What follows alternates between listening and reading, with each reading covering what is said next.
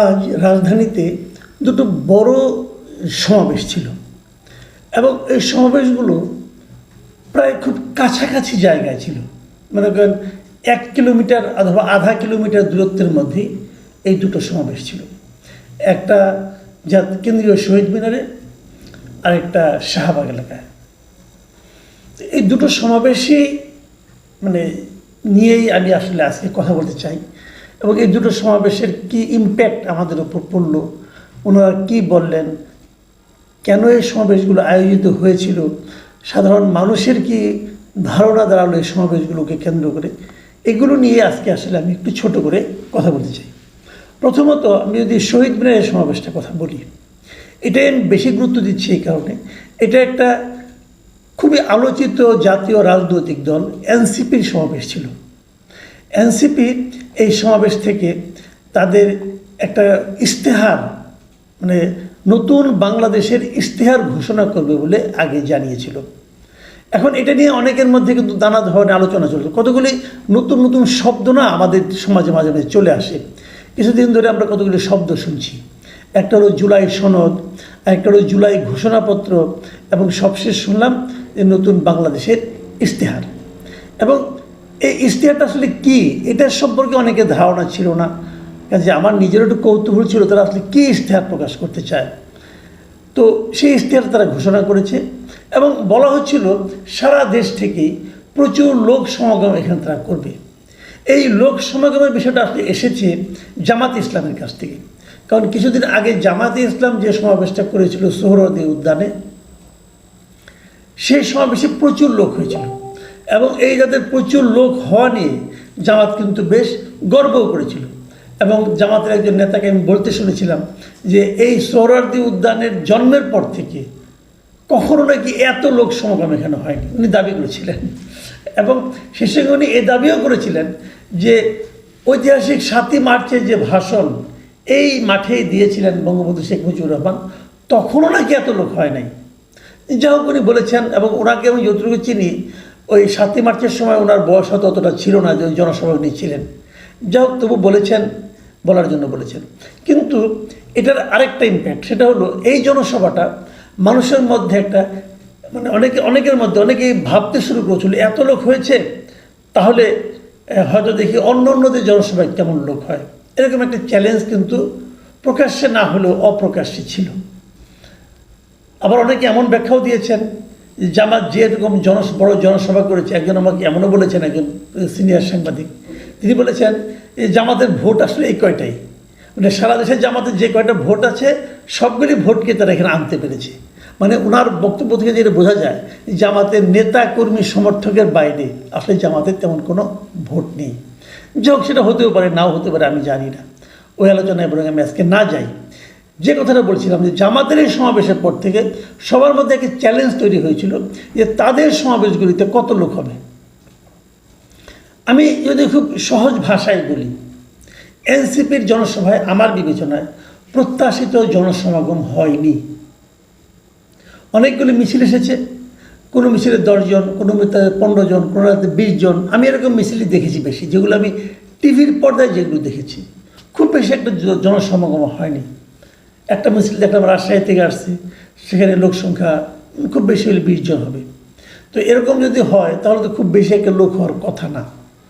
তারপরেও তাদের একটা ঢাকঢোল পেটানো হয়েছিল। অনেকে মনে করেছিল যে হয়তো বিভিন্ন জেলায় যখন তারা জনসমাবেশ করে তখন যেরকম লোক হয়, যদি সবগুলি জেলা থেকে তারা অর্ধেক করেও আসে তাও তো এখানে জায়গা হবে না। কিন্তু বাস্তবে সেরকম হয়নি। যখন না হয়েছে তখন একটা সন্দেহ কাজ করেছে। অনেকে বলেছিল জেলা পর্যায়গুলোতে তাদের জনসভায় নাকি জামাত শিবির লোক সাপ্লাই দিত, তো ঢাকায় সেটা দেয়নি হয়তো বা সেই জন্য হয়নি। কিন্তু এখানে তারা ইশতেহারটা ঘোষণা করেছে এবং ইশতেহার তারা করেছে 24 দফা। 24 দফা ইশতেহার তারা আসলে আমি যে দেখলাম তারা আসলে কী ধরনের বাংলাদেশ দেখতে চায় আগামীতে, তারই একটা নমুনা তারা এখানে এই 24 দফার মধ্যে বলেছে।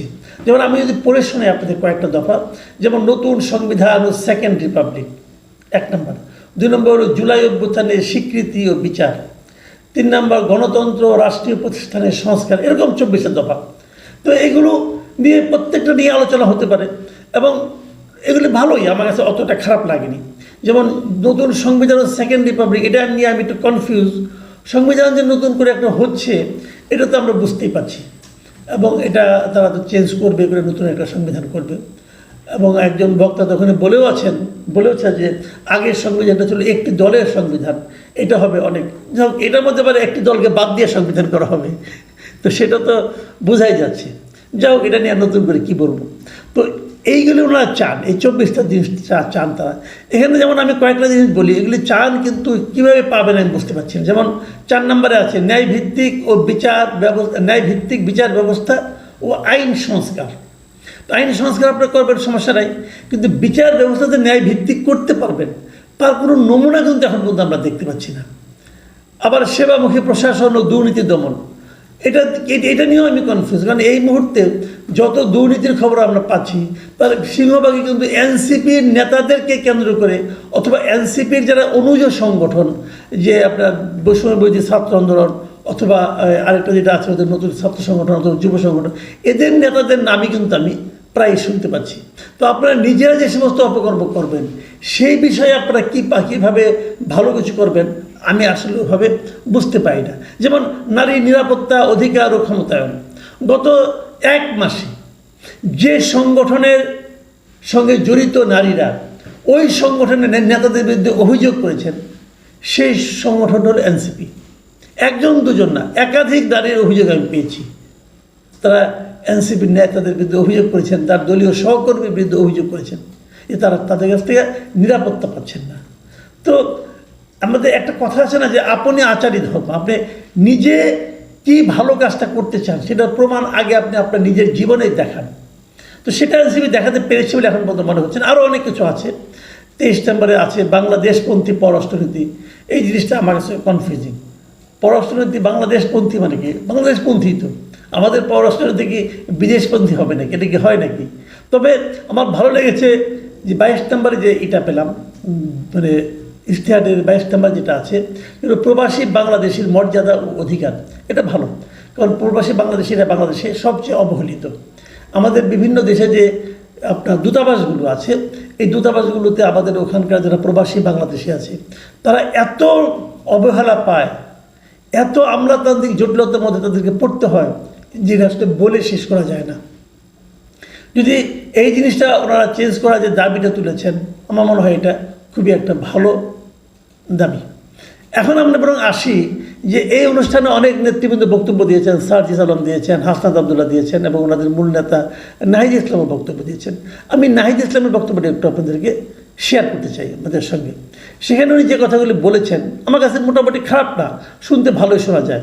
উনি বলেছেন যে ওই গত বছরের উদাহরণটা টেনে উনি বলেছেন যে আমাদের 1 দফা দাবি ছিল, আমরা ফ্যাসিবাদী ব্যবস্থার বিলোপ করে নতুন রাজনৈতিক বন্দোবস্ত করতে চাই। কেবল এক ফ্যাসিবাদী শাসন হটিয়ে আরেক ফ্যাসিবাদী ব্যবস্থা উত্থানের সম্ভাবনা জিইয়ে রেখে আমরা নিশ্চিন্তে ঘরে ফিরতে পারি নাই, বরং রাষ্ট্র ও সমাজে দীর্ঘদিন জেঁকে বসা এই ফ্যাসিবাদী ব্যবস্থা সমূলে উৎপাটনে আপনাদের তীব্র আকাঙ্ক্ষা বাস্তবায়নের দায়িত্ব কাঁধে তুলে নিতে আমরা আপনাদের ছাত্র, শ্রমিক, জনতা ও রাজনৈতিক দল জাতীয় নাগরিক পার্টি গঠন করেছি। মানে ওনারা নাগরিক পার্টি কেন গঠন করেছেন তার একটা লজিক দিয়েছেন। ওনারা বলেছেন এই পার্টিটা যদি গঠন না করা হতো তাহলে এক ফ্যাসিবাদী আওয়ামী লীগ গেছে, আরেক ফ্যাসিবাদীর আসার সম্ভাবনা ছিল। তো আরেক ফ্যাসিবাদী কে আসবে? বিএনপি, তাই না? এই খোঁচাখুচিটা এনসিপির আসলে মজ্জাগত হয়ে গেছে। তারা খোঁচা না দিয়ে আসলে কথা বলতে পারে না। তো ঠিক আছে, বিএনপিকে আসতে দিবেন না, যে দল গঠন করেছেন সেটা কি বিএনপির আগামীতে ক্ষমতায় আসার পথে সামান্যতম বাধা তৈরি করতে পারবে? আমি এখনও মনে করি না। এবং আপনারা যে ইমেজ সারা তৈরি করেছেন, যার প্রতিফলন আজকে আপনাদের সমাবেশে জনসমাগম দেখেও বোঝা যায়, সেটা নিয়ে আপনারা ক্ষমতায় যাবেন কীভাবে আমি বুঝতে পারছি না। যাই হোক, আরও অনেক কথা বলেছেন অন্য নেতারা। আমি বরং এখন ছাত্রদলের সমাবেশটা নিয়ে একটা কথা বলি। ছাত্রদলের সমাবেশে প্রচুর লোক হয়েছিল। এই সমাবেশের একটা বিষয় আমার কাছে খুব ভালো লেগেছে, সেটা তারা আগেই ঘোষণা দিয়েছিল সমাবেশে যারা আসবে তারা যেন ওই ব্যানার ট্যানার এগুলো যেন অতটা না নিয়ে আসে এবং ব্যানার দিয়ে মুখ ঢেকে যায়। এবং দেখলাম তারা খুব সুশৃঙ্খলভাবেই শাহবাগের মতো একটা ব্যস্ত এলাকায় সমাবেশ করেছে এবং ওরকম ব্যানারে অত্যাচারও দেখিনি।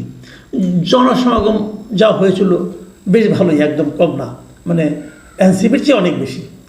এখানে অনেকে বক্তৃতা দিয়েছেন, মূল বক্তা যিনি ছিলেন তিনি হলেন ভার্চুয়ালি বক্তব্য দিয়েছেন এখানে তারেক রহমান।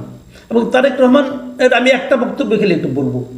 তারেক রহমান যে কথাটা বলেছেন এবং তারেক রহমানের বক্তব্য নিয়ে আমি খুব শুনি এবং আমি দেখেছি ওনার বক্তব্য কিন্তু মানে মাইরা ফেলামো, কেটে ফেলামো, ধরে ফেলামো এই ধরনের ইঙ্গিত ওনার মধ্যে থাকে না। এবং উনি বরং এক ধরনের মানে আপনার প্রতিশোধের রাজনীতির বিরুদ্ধে কথা বলেন, এক ধরনের সবাইকে মিলে দেশটাকে অগ্রসর করার কথা বলেন। আজকেও তার বক্তব্যে কিন্তু আমি একই ধরনের ইঙ্গিত দেখলাম। তিনি কি বলেছেন? তিনি বলেছেন যে বাংলাদেশের মানুষ আর বিভেদ, বিরোধ, প্রতিহিংসা, প্রতিশোধের রাজনীতি চায় না। এটা কিন্তু আসলেই সত্য কথা। আমাদের দেশের মানুষ এখন আর প্রতিহিংসার রাজনীতি দেখতে চায় না, কিন্তু আনফর্চুনেটলি আমাদের দেশে আমরা এখন সেটাই দেখছি। এবং আমি দায়িত্ব নিয়ে যেটা বলতে পারি, বাংলাদেশে এই মুহূর্তে প্রধান তিনটি রাজনৈতিক দলের মধ্যে বিএনপি, জামাত এবং এনসিপি যদি আমি ধরি, এই তিনটা রাজনৈতিক দলের মধ্যে দুটো রাজনৈতিক দল এই প্রতিহিংসা, প্রতিশোধের রাজনীতি করছে। তিনি আরও একটা কথা বলেছেন, তিনি বলেছেন বাংলাদেশ এখন একটি পরিণত দেশ। এই পরিণত দেশের জনগণ আর বিভেদ, বিরোধ, প্রতিহিংসা, প্রতিশোধের রাজনীতি চায় না। জনগণ রাজনৈতিক দলগুলোর কাছে রাজনীতির গুণগত পরিবর্তন চায়।